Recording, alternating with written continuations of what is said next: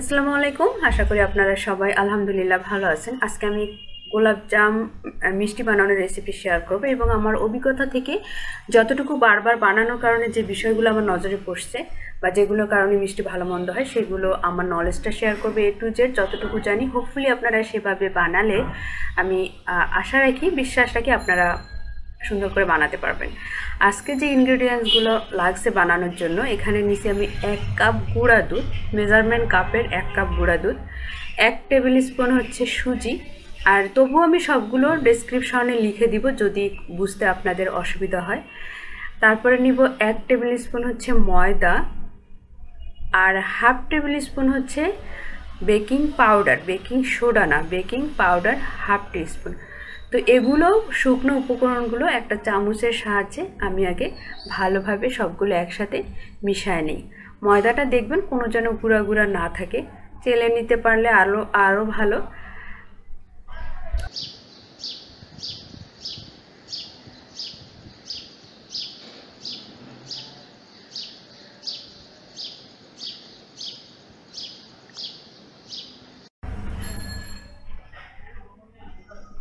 লাগবে একটা ডিম।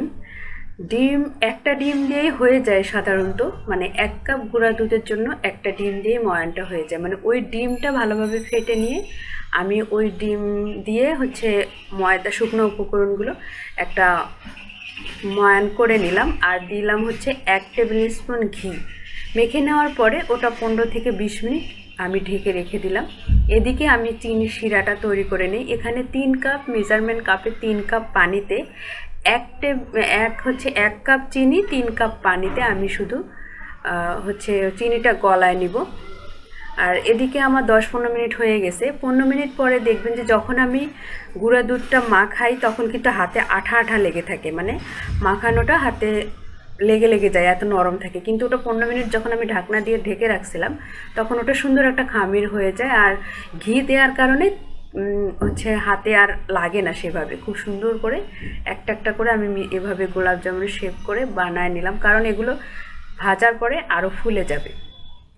আর এটা অবশ্যই ডুবো তেলে ভাজতে হবে। আমি কড়াইতে তেল দিয়ে দিলাম, দিয়ে এই জায়গাটাই হচ্ছে মেইন জিনিস, যেটা মিষ্টি চুষে যাওয়া বা শক্ত হয়ে যাওয়া ভাজাটার কারণেই কিন্তু অনেকটা ডিফেক্ট করে। আমার কয়েকবার এরকম নষ্ট হয়েছে, শুধু এই কারণে আমি বুঝতে পারছি। সেটা হলো চুলায় যখন তেলটা সামান্য, আপনি লক্ষ্য রাখবেন, সামান্য একটু বুদবুদ নিচ থেকে উঠতেছে, মানে সামান্য একটু গরম হয়েছে, তখন এই মিষ্টিটা দিয়ে, মাঝারি আছে মিষ্টিটা, খুব সময় নিয়ে একটু ভাজতে হবে। কারণ যদি জাল খুব বেশি হয় তেল অনেক বেশি গরম হয়ে যাবে। অতিরিক্ত তেল গরম হয়ে গেলে তখন বাইরের অংশটা কালো বা লালচে হয়ে যাবে, ভেতরে কিন্তু কিছুই হবে না। এই জন্য তেল সামান্য একটু গরম হলেই মিষ্টিটা ভাজতে হবে। আমি কিন্তু ক্যামেরাটা উঠাই নেই, পুরো ভাজা পর্যন্ত ক্যামেরাটা রেখে দিয়েছিলাম। তারপর দ্বিতীয়বার যখন আমি দিলাম তখন সেক্ষেত্রে কিন্তু তেলটা অনেকটা গরম হয়ে গেছিলো। আমি এই জন্য তেলটাকে নামায়া আবার কিছুক্ষণ ঠান্ডা করে তারপরে হচ্ছে কুসুম গরম যখন হয়েছে আবার দ্বিতীয়বার ভাজছি, নাহলে অতিরিক্ত গরমের মধ্যে মিষ্টিটা দেওয়া যাবে না। এই জিনিসটা আপনাদের খেয়াল রাখতে হবে। তারপর চিনির শিরাটা একদমই আমি ভারী করি নি, শুধুমাত্র চিনিটা যখন গলে গেছে তখন মিষ্টিটা সবগুলো ভাজা হয়ে যাওয়ার পর শিরার মধ্যে দিয়ে 20 থেকে 20 মিনিটের মতো আমি জাল করে ঢেকে রাখছি। 3 থেকে 4 ঘন্টা রাখলেই তারপরে যে নামানোর আগে এখানে যে দেখতেছেন এগুলো গুঁড়া দুধের মধ্যে আমি একটু গড়ায় নিছি। দেখতে পারতেছেন মিষ্টিটা কত সুন্দর হয়েছে, এটা অনেক টেস্ট হয়েছে।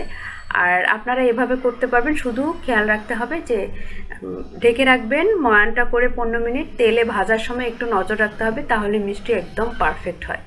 সবাই ভালো থাকবেন, সবার জন্য অনেক বেশি শুভকামনা। আমি এখানে বিদায় নিই। আল্লাহ হাফেজ।